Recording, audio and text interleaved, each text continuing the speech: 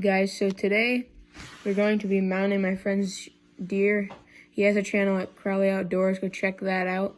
We're going to be mounting it. It's going to be a long process, and it'll be on time lapse, so you guys don't have to watch it for like 3 hours. And yeah.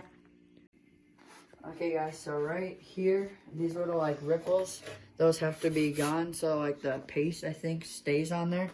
So this is the first step, is just sand it up. So we'll get to sanding.